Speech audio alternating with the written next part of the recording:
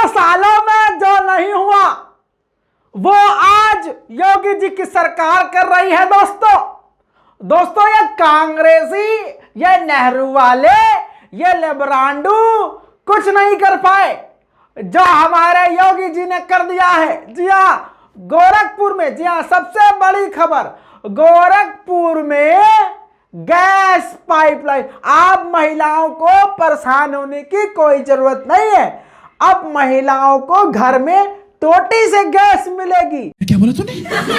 टोटी से गैस मिलेगी। जी हाँ, गैस परियोजना जो है बहुत जल्दी गोरखपुर में लॉन्च होने वाली है। जी हाँ, पढ़ लीजिए, दुनिया की सबसे लंबी गैस पाइपलाइन गोरखपुर में होगी। वाह वाह वाह योगी जी, 2023 में तैयार हो जाएगी।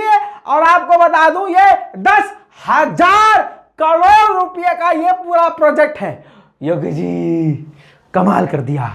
ये भारत की तस्वीर को बदल देगा। दोस्तों आप एकदम आंख बंद करके योगी जी को वोट दीजिएगा प्लीज। वाह योगी जी वाह।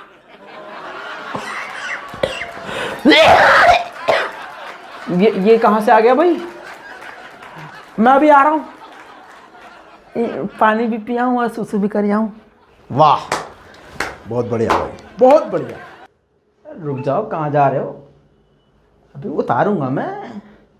चलो तुम ये करके आओ, हम इनको यहीं करवा देते हैं। सलाम नमस्ते सत श्री अकाल, मैं हूं रजा और आप देख रहे हैं रजाग्राफी। तो आपने ये सुना गैस पाइपलाइन, ये वो, ये तो आपने पढ़ ही लिया होगा। असलियत क्या है? बीजेपी का प्रोपेगेंडा। दोस्त, जहां भी मोदी जी का नाम आता है, बीजेपी का नाम आता है, तो भारतीय झूठा पार्टी समझ जाया कीजिए। बीजेपी की आईटी सेल ने एक तस्वीर को शेयर करते हुए प्रोपेगेंडा रन किया कि गोरखपुर में, हालांकि गोरखपुर अपने मठ में वापस जा चुके हैं योगी जी, तो बताया गया है कि अब योगी जी के काल में ये गैस परियोजना बहुत तगड़ी वाली लगाने वाले हैं। और मतलब आप सभी को अच्छे से बेवकूफ़ बनाया जा रहा है हमेशा की तरह से। लेकिन दोस्तों जब इसकी रिवर्स चेकिंग करी गई, असलियत ये है। द न्यूयॉर्क टाइम्स में ये खबर छपी। ये अखबार की वो जो तस्वीर आप देख रहे हैं, मैं दोनों लगाना चाहता हूँ, देख लीजिए दोनों। तस्वीर को उठाया गया, जर्मनी का ये गैस पाइपलाइन का तस्वीर था, उसको उठा के गोरखपुर में डाल दिया गया। क्या हुआ बेटे? पेशाब हुआ नहीं अभी तुमसे? अभी तो देखो बेटा। बहरहाल दोस्तों, इस तरह की बहुत सारी झूठी चीजें और झूठी बातें आपको दिखाकर आपको बेवकूफ बनाया जाएगा। लेकिन प्राइम टाइम के इस शो में पूरे भारत में क्या चल रहा है आपको प्रूफ के साथ, विद प्रूफ बताया जाता है। मोदी जी की तरह ऐसे नहीं मन में कुछ भी बोल दो कि नाले से गैस बनाना सिखा दो, हवा में से ऑक्सीजन निकालना सिखा दो, मतलब कुछ भी मोदी जी हम से जोश। अरे यार आगे बढ़ते हैं। पहले हम बात करेंगे बीसीसीआई की। बीसीसीआई पहले भाई कुछ और था, लेकिन अब ऐसा है आपकी स्क्रीन पर, board of control for cricket in India. लेकिन अब क्या है भाई साहब? BJP control committee of India. जी हाँ दोस्तों, बाकी आप समझदार हैं। जितनी मेहनत बीजेपी के पार्टी के प्रवक्ता और नेता नहीं कर रहे हैं, उनसे ज्यादा मेहनत बीजेपी की मीडिया यानी गोदी मीडिया कर रही है। पहले पूरी तरह से बेवकूफ बनाया गया कि अयोध्या से योगी जी लड़ेंगे, लेकिन बाद में पता चला कि मोदी जी ने उनको अपने मठ में भेज दिया है गोरखपुर। गोदी मीडिया का एग्जांपल देता हूँ कि चित भी उनकी है और पट भी उनकी है। पहले जब अयोध्या से लड़ रहे थे तब भी तालियां बजा रही थी गोदी मीडिया, और जब पता चला कि गोरखपुर से लड़ रहे हैं तो ऐसे मौसम पलट गया, जज्बात पलट गए, लेकिन हालात उन्होंने वही रखे। बस जीतेगा तो हाँ सुनिए। मुख्यमंत्री योगी अगर अयोध्या से चुनाव लड़ते हैं तो इसका असर न सिर्फ अवध की तमाम सीटों पर बल्कि समूचे पूर्वांचल पर भी पड़ेगा, क्योंकि 2.5 से 3 घंटे में बाई कार आप गोरखपुर से अयोध्या पहुंच जाएंगे, इतने ही घंटे में आप लखनऊ से अयोध्या पहुंच जाएंगे। बगल में अमेठी की सीट भी है, तो इसको हल्के में लेने की कोशिश समाजवादी पार्टी नहीं करे, क्योंकि गोरखपुर एक ऐसी सीट है, देखिए अयोध्या भी 2.5-3 घंटे के रास्ते में है, वहां से लखनऊ भी बहुत ज्यादा दूरी पर है नहीं। पडरौना, जहां से आप ही के पुराने स्वामी प्रसाद मौर्य जो बीजेपी में गए थे, जो अब सपा में शामिल हो गए, वो पडरौना से आते हैं, गोरखपुर से, वहां का रास्ता भी बहुत ज्यादा दूर नहीं है। तो गोरखपुर की सीट तो मुफीद हुई ना फिर मुख्यमंत्री के लिहाज से। आप लोग रोना बंद कीजिए, मेरे तक आवाज आ रही है। दोस्तों, हालात बीजेपी के कुछ ऐसे हैं कि पता नहीं ये बाबा जी सपा के दफ्तर कैसे पहुंच गए यार। पता चलो तो बताइएगा। है बहरहाल आगे बढ़ते हैं। आचार संहिता लागू है। कानूनी रूप से ये जुर्म है जब आचार संहिता लागू हो, कानून है ये, तो कोई भी पार्टी रैली नहीं निकाल सकती है। अब अमरोहा की ये तस्वीर देखिए। जी हां, अमरोहा में बीजेपी के विधायक महेंद्र खड़गवंशी ने अमरोहा उत्तर प्रदेश में जुलूस निकाला। पुलिस तमाशीबीन बनी रही। चुनाव में जुलूस रैली की पाबंदी का आदेश शायद अमरोहा के डीएम को और पुलिस कप्तान के पास अब तक नहीं पहुंचा होगा। समझिए ये पूरी तरह से कानून का किस तरह से उल्लंघन है, आप अपनी स्क्रीन पर खुद देख रहे हैं। लेकिन दोस्तों, कोई कार्रवाई नहीं होगी। दोस्त, हिंदुत्व का आतंक बढ़ता जा रहा है और ये आतंक खुद इतना बढ़ गया है कि खुद अपनी बहन बेटियों तक इनका आतंक पहुंच गया है। एक आतंकी, भगवा आतंकी का आपको मोहब्बत और प्रेम दिखाऊंगा कि कितना उनके अंदर हिंदुत्व भरा हुआ है। देखिए, वीर सिंह नाम का ये अंधभक्त लिखता है, हिंदू हृदय सम्राट योगी जी को दोबारा मुख्यमंत्री बनाने के लिए अगर वोटरों के बिस्तर पर अपनी बहनों को भी तो संकोच नहीं करूंगा। ऐसे लोग कहां से आते हैं? ऐसे लोग सिर्फ बीजेपी के सपोर्टर हो सकते हैं। बहुत बढ़िया। आगे बढ़ते हैं। देखिए, गोदी मीडिया की ईमानदार पत्रकार साथ आए हैं यूपी बिहार लूटने। कहना यह चाहता हूं कि इनकी औकात कभी इतनी नहीं होगी कि ऐसा बीजेपी के बारे में लिख सके, क्योंकि ये कई बार बोल चुकी हैं, नमस्कार मैं हूं अंजना ओम, अरे नहीं, नमस्कार मैं, ये जो अपना सर नेम भूल जाएं, इतना ये मोदी करते हैं, तो इनसे आप उम्मीद क्या करेंगे। खैर, बात तो सही है। दोस्तों, गोदी मीडिया का भी क्या स्तर हो गया है, जो इस पे जाता है वो भी मजाक बनता है या फिर खुद बनवाता है। लेकिन एक दीदी हैं, उन्होंने बताया है कि लाइव डिबेट में अगर कोई आपकी ना सुने तो आप कैसे सबको अपनी तरफ आकर्षित, सम्मोहित कर सकते हैं। आपकी स्क्रीन पर यह भी कहाँ हो रहा है, रिपब्लिक भारत पर। सारे कांड रिपब्लिक भारत पे होते हैं। ये देखिए, हरे कपड़े में ये लड़की जो है, हाँ, ये किस तरह से हरकत करने लगती है अचानक से, जब इसकी कोई सुनता नहीं है। और जब ऐसी हरकत देखते हुए लोग पागल हो जाते हैं हंस के, तो फिर इनकी बातें सुनी जाती हैं। बहरहाल ये स्तर हो गया है हमारे गोदी मीडिया का। इतने तेजस्वी लोग हैं हमारे पास। दोस्तों, भारत में मुसलमान, दलित, क्रिश्चियन और सिख अब निशाने पर आ चुके हैं। मुसलमान को तो छोड़ दीजिए, वो तो वाजिबुल कत्ल है, उसका कत्ल होना है। उन्होंने कह दिया, हिंदुओं ने, जो धर्म संसद के ठेकेदार हैं, उनका मैं बयान पहले सुना चुका हूं कि वो कह चुके हैं कि हमारा तो कर्तव्य है मुसलमानों को मारना। बहरहाल आगे अब एक खबर आपके सामने, द वायर की रिपोर्ट के मुताबिक बता दूं कि तमिलनाडु में एक दलित व्यक्ति को, जो माजूर था, पहले तो उसको खूब पीटा और वो पुलिस की कस्टडी में मरा हुआ मिला। बताया जा रहा है कि कपल को, यानी पति पत्नी को, उनके घर से पुलिस ने चोरी के इल्जाम में गिरफ्तार किया और फिर कुछ दिन बाद पुलिस कस्टडी में ही मर जाता है। दलितों का कत्लेआम भी ये सरकारी तरीके से है।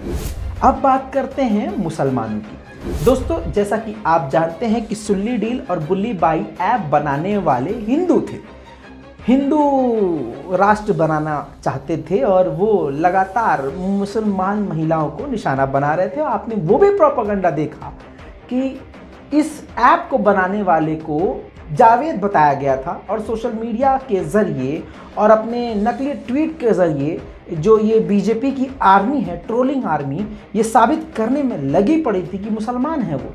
लेकिन साबित क्या हुआ आखिर में कि वो सारे के सारे हिंदू निकलते हैं। लेकिन अब जब ये हिंदू निकलते हैं तो इस पर बात करना बंद कर दी जाती है। इसी तरह से सरकारी तरीके से और गैर सरकारी तरीके से मुसलमानों को निशाना बनाया जा रहा है। दोस्तों, हकीकत यह है कि मुसलमान अपने आप को नहीं बचा सकता, हिंदुस्तानी ही एक हिंदुस्तानी को बचा सकता है। मुसलमान को ये उम्मीद है कि हम सब एक होके बोलेंगे तो शायद नहीं, मुसलमानों को सही हिंदू बचा सकता है और सही हिंदू को मुसलमान बचा सकता है। ये हिंदुस्तान है, अफ़गानिस्तान, ईरान, तालिबान तो नहीं है, न ये नेपाल है। ये हिंदू, मुस्लिम, सिख, ईसाई आपस में है भाई भाई। हिंदुस्तान जिंदाबाद का नारा देने वाला यही हिंदुस्तान है और हम हिंदुस्तानी हैं। बहरहाल, आपकी स्क्रीन पर ये जो लड़कियां दिख रही हैं, ये वो लड़कियां हैं जो कर्नाटका की उडुपी गर्ल्स कॉलेज में हिजाब पहन के जाती थीं। इनको रोक दिया गया और घुसने से इसलिए रोका गया क्योंकि ये हिजाब करती हैं। जी हाँ, ना ये पढ़ सकती हैं, एक तो इनकी एब्सेंट लग रही है, अटेंडेंस इनकी शॉर्ट हो रही है, और इनको जो है शिक्षा भी नहीं मिल रही है। समझिए, इसको कहते हैं सरकारी इस्लामोफोबिया। किस तरह से लड़कियों को हिजाब के मामले में, जबकि इंसान क्या पहने क्या ना पहने ये उसकी मर्जी है, ये हमारा कानून है। लेकिन देखिए दोस्तों, किस प्रकार से मुस्लिम समाज को सरकारी तरीके से निशाना बनाया जा रहा है। मैं कहता आया हूं और फिर से कहूंगा, आरएसएस के लोग हर जगह मौजूद हैं, हर इंडस्ट्री में, हर फील्ड में, हर पद पर आरएसएस की सोच पहुंच चुकी है। दोस्तों, कुछ दिन पहले बाबा योगी आदित्यनाथ जी ने दलित के घर 50 डीएसएलआर कैमरा वालों के साथ जाकर डिस्पोजेबल बर्तन में खाना खाया था और खूब दबा के फोटो खिंचवाई थी। हालांकि कौन जाने कि उस डिस्पोजेबल खाने में कौन से 5 स्टार का खाना है, लेकिन एक क्लिप सोशल मीडिया पे वायरल हुई है जिसके जरिए जमकर मजे लिए जा रहे हैं। बहरहाल, पहले वो वीडियो देखिए। ओ मुख्यमंत्री महोदय प्रणाम। चुनाव आए तो हमारे यहाँ बिन बुलाए खाना खाने चले आए हैं? अगर हमारे घर का खाना खाने का इतना ही शौक है तो वो खा के दिखाओ ना जो हम खाते हैं। बासी रोटी खा के दिखाओ, दूसरों की जूठन खा के दिखाओ, अरे मरा हुआ चूहा खा के दिखाओ, तब जाने तुम्हारे दिल में हमारे लिए दर्द है। ये 5 स्टार होटल का खाना गरीब की थाली में खाकर इनके वोट अब और नहीं मिलेंगे। जनता जाग गई है। सारा राज खोल दिया इस वीडियो ने। तो बहरहाल, house the Jos Modi ji.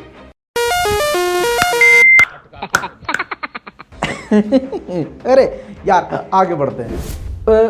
वैसे सुनने में आ रहा है डबल इंजन की सरकार में से एक इंजन को गोरखपुर भेज दिया है रिपेयर होने के लिए। सही है क्या? दोस्तों, हाल ये हो गया है बीजेपी का कि बीजेपी बच्चों से डरने लगी है। जी हाँ दोस्तों, अब उन्हीं के प्लान और उन्हीं का जो सिस्टम बनाया हुआ था उसकी फेलुअर पर, मजाक उड़ाने पर कैसे बीजेपी तपतपा जाती है। आपको याद है डीमोनेटाइजेशन कितनी बुरी तरह से फेल हुआ? उसी का जिक्र करते हुए कन्नड़ के जी तमिल चैनल पर एक प्रोग्राम हुआ, रियलिटी शो था। 2 बच्चे कन्नड़ जबान में सीन कर दें, जिसमें ये दिखाया गया कि किस तरह से तमिल की तरफ मोदी जी को कोई नहीं जानता, वो ज़्यादा फेमस नहीं है क्योंकि उनके प्लान सारे फेल हुए हैं और जो डिमोनेटाइजेशन और उनके जिस तरह की जो स्कीमें थी वो सारी फेल हुई हैं। उसको लेकर एक स्टेज शो किया गया, एक प्रोग्राम किया गया। इस पे बीजेपी तमिल इतना तिरमिला गई कि उन्होंने अथॉरिटी को और सरकार को लेटर लिखकर इस जी तमिल के चैनल से, इस प्रोग्राम से ये शॉट निकालने को कहा। बहरहाल, उसके कुछ शॉट आप देख लीजिए। இப்போதே நகர்வலம் செல்வோம். இவன் வேற 5 மார்க்குக்கு ஓவர் ஆக்டிங் பண்றான். இப்படியே சென்றால் நான் மன்னன் நீ அமைச்சு என்று மக்கள் கண்டுபிடித்துடுவார்களே நாம் என்ன செய்வது? மன்னா, நாம் வடநாட்டிற்குள் செல்லும் போது மார்வேடத்தில் செல்வோம். அப்பொழுதுதான் யாரும் நம்மளை கண்டுகொள்ள மாட்டார்கள். அப்போது தென்னாட்டில் தென்னாட்டில் மன்னராக சென்றாலே நம்மளை யாரும் கண்டுகொள்ள மாட்டார்கள். दोस्तों, अखिलेश यादव ने बहुत ही जेन्युइन सवाल खड़ा किया है जिससे बीजेपी को कड़ा झटका लग सकता है। आप जानते हैं कि बीजेपी के मंत्री के बेटे ने किसानों के ऊपर गाड़ी चढ़वाई थी और वो साबित भी हो गया है, रिपोर्ट भी सामने आ गई और ये क्लियर हो चुका है। इसके बावजूद वो टेनी अभी भी बीजेपी में शामिल है, यानी क्रिमिनल, पूरी तरह से जो क्राइम है, क्राइम मास्टर है, वो बीजेपी में शामिल है। अब अखिलेश यादव ने इस पर बहुत ही करारा तंज मारा है, सुनिए। भारतीय जनता पार्टी को याद दिलाने के लिए कि उन्होंने किसानों के ऊपर जीप चढ़ाई और कई मौकों पर मैंने कहा अंग्रेजों की सरकार में भी ऐसा जुल्म नहीं हुआ होगा जैसा भारतीय जनता पार्टी की सरकार में हुआ।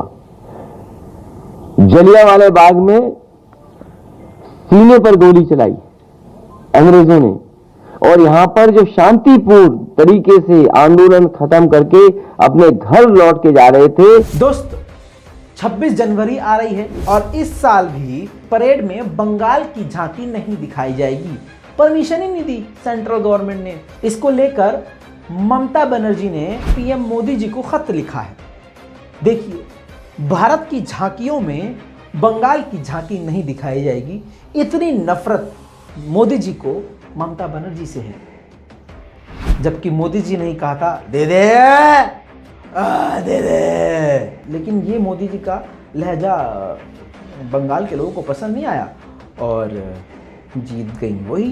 खैर, आगे बढ़ते हैं। दोस्तों, माननीय योगी जी ने जबरदस्त ट्वीट किया। आपकी स्क्रीन पर ट्वीट लगा रहा हूं और पढ़िए। दंगाइयों, अपराधियों और आतंकवादियों का हाथ थामने वाले लोग आज अन्न को हाथ में लेकर अन्नदाता के हित चिंतक होने का स्वयं कर रहे हैं। प्रदेश जानता है कि प्रतिकूल मौसम से अधिक इनके शासनकाल में हुए दंगों ने ही किसानों को हानि पहुंचाई है। ये तो सिर्फ जिन्ना प्रेमी हैं। पहली बात दोस्तों, आपने नोट किया होगा कि जिन्ना जिन्ना करने वाला जो सबसे ज़्यादा कोई भारत में व्यक्ति है वो हमारे माननीय योगी जी हैं। दूसरी तरफ जो पार्टी सबसे ज़्यादा जिन्ना जिन्ना करती है, इतना पाकिस्तान भी जिन्ना का नाम नहीं लेता होगा जितना जिन्ना जिन्ना बीजेपी पार्टी करती है।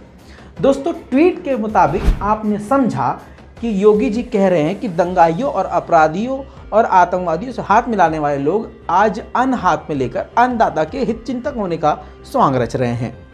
और इन्होंने आगे लिखा है कि प्रदेश जानता है कि किसके शासनकाल में सबसे ज्यादा दंगे हुए हैं। सही कहा, पूरी दुनिया जानती है, प्रदेश की बात नहीं है योगी जी। दिल्ली के दंगे कैसे हुए, किसने कराए, वो सारी दुनिया जानती है। गुजरात के दंगे कैसे हुए, किसने कराए, किसका हाथ था, सारी दुनिया जानती है। त्रिपुरा में मस्जिदों में आग किसने लगवाई, कैसे लगवाई, वो सब जानते हैं। इतना ही नहीं, आने वाले दंगे के लिए किस तरह से धर्म संसद में प्लान किया जा रहा है, कौन करवा रहा है, वो किसके फैन है, दुनिया सब जानती है। Modi ji, how is the जोश? अरे यार, खैर, अब ये जो ट्वीट मैंने आपको दिखाया था, अब उसकी पड़ताल करते हैं कि असल में सच्चाई क्या है। आपकी स्क्रीन पर इकोनॉमिक टाइम का मैं एक रिपोर्ट लगा रहा हूं जिसमें बताया गया है कि 37% बीजेपी के मंत्री खतरनाक क्रिमिनल हैं। सिर्फ यूपी असेंबली में बात कर रहा हूं। यूपी असेंबली में एमएलए के 37% बीजेपी, उनका क्रिमिनल रिकॉर्ड है। इतना ही नहीं, अब आते हैं दैनिक भास्कर की रिपोर्ट। देखिए दैनिक भास्कर क्या लिख रहा है। या अल्लाह, दैनिक भास्कर वालों पे इसके बाद रेड न पड़ जाए कोई। खैर, ये है सत्ता के दागदार विधायक और मंत्री। भाजपा विधायकों से लेकर मंत्री तक का विवादों से है पुराना नाता। पार्टी ने फिर बनाया प्रत्याशी। भाजपा में भी दाग अच्छे हैं। ये कौन लिख रहा है? हाँ, लेकिन योगी जी क्या कह रहे हैं? क्रिमिनल सारे आतंकवादी और क्रिमिनल जो हैं वो सारे के सारे सपा के हैं। बहरहाल एक और रिपोर्ट आपके सामने लगा रहा हूं। ये सबको याद है कि एक केंद्रीय मंत्री दिल्ली की एक सभा में नारे लगा रहा था, गोली मारो सालों को, और यूपी के स्टूल मंत्री को काम दिया गया है समाजवादी पार्टी को गाली देने का। इनका असली चेहरा देखिए, इनके आपराधिक इतिहास से, और तय कीजिए कि अपराधी कौन है। दोस्तों ध्यान से यह आप देख लीजिए, बहुत बेहतरीन स्टूल मंत्री के नाम से जाने जाते हैं उत्तर प्रदेश के। आप खुद देखिए कितने आपराधिक मामले हैं, प्रूफ के साथ पेश कर रहा हूं दोस्तों। अब बोलता हिंदुस्तान की रिपोर्ट भी देख लीजिए। गोली मारो का नारा लगवाने वाले अनुराग ठाकुर बोले सभा में दंगे करने वालों को टिकट मिलता है। बताइए, इन्हीं का नारा था गोली मारो सालों को। बहरहाल थोड़ा सा आगे बढ़ते हैं। ये देखिए बीजेपी के प्रत्याशी, ये अपराधी हैं नंद किशोर गुर्जर, लोनी के रहने वाले। आरोप क्या है? दंगा आरोपी हैं, मारपीट के आरोपी हैं, धमकी के आरोपी हैं। दोस्तों ये फाइल है, एफआईआर में है इनके नाम। अगले हैं योगेश धामा, बागपत विधानसभा, दारू माफिया, खनन माफिया। अगले देखिए संगीत सोम, सरधना, दंगा आरोपी, दर्जनों मुकदमे इन पर दर्ज हैं। अगला देखिए सुरेश राणा, थाना भवन, दंगा आरोपी, जान से मारने की धमकी। दोस्तों ऐसे बहुत सारे बीजेपी में नेता मौजूद हैं, लेकिन योगी जी कहते हैं कि आतंकवादी जो है वो सपा में है। बहरहाल गोरखपुर वालों से बस इतना ही कहना चाहूँगा कि वोट देते समय इस बात को याद रखना कि गंगा में आपके लोग ही कोरोना में बहे थे। ये याद रखना कि बेरोजगार आप लोग हैं। ये याद रखना कि ऑक्सीजन की कमी से आप दर दर भटके थे। और अगर फिर भी कुछ याद नहीं है तो ये तस्वीर देख लीजिए। ये पीछे मुस्कुराते हुए योगी जी की तस्वीर, और आगे महिला नारी शक्ति भाग रही है पुलिस के लट से बचकर। याद रखना। बहरहाल मैं तो यही जानता हूं कि आप याद रखेंगे। लड़ने दे चुनाव गोरखपुर मठ में बैठकर, या वो जगह बता जहां योगी हारेंगे नहीं। वाह!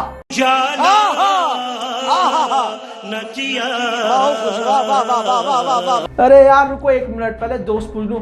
हाउ दोस्तों इस पूरी रिपोर्ट के बारे में आपकी क्या राय है? अपनी राय कमेंट में लिखिए। रिपोर्ट को शेयर कीजिए। मैं हूं रजा और आप देख रहे हैं रजाग्राफी। जय हिंद।